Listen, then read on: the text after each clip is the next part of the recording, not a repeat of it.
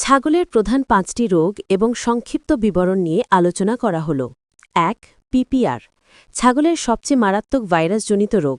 উপসর্গ: জ্বর, নাকমুখ দিয়ে স্রাব, ডায়রিয়া, কাশি, পানিশূন্যতা। দ্রুত চিকিৎসা না হলে মৃত্যুহার খুব বেশি। ২. Foot and mouth disease FMD বা খুরা রোগ। ভাইরাসজনিত রোগ, ছাগলের মুখ ও খুরে ক্ষত তৈরি হয়।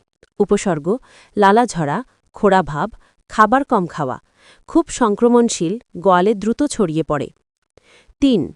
ইটি এন্টেরোটক্সেমিয়া বা অন্ত্রজনিত বিষক্রিয়া। ক্লস্ট্রিডিয়াম ব্যাকটেরিয়ার টক্সিনের কারণে হয়। উপসর্গ: হঠাৎ মৃত্যু, ডায়রিয়া, পেট ফাঁপা। ভ্যাকসিন দিলে ভালোভাবে প্রতিরোধ করা যায়। ৪. নিউমোনিয়া ফুসফুসের সংক্রমণ। ঠান্ডা, বাতাস বা ব্যাকটেরিয়া বা ভাইরাসের কারণে ফুসফুসের সংক্রমণ হয়।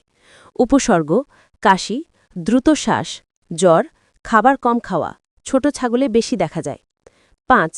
মাস্টাইটিস স্তনদাহ বা দুধের থলের সংক্রমণ। ব্যাকটেরিয়ার সংক্রমণে দুধের থলে ফুলে যায়।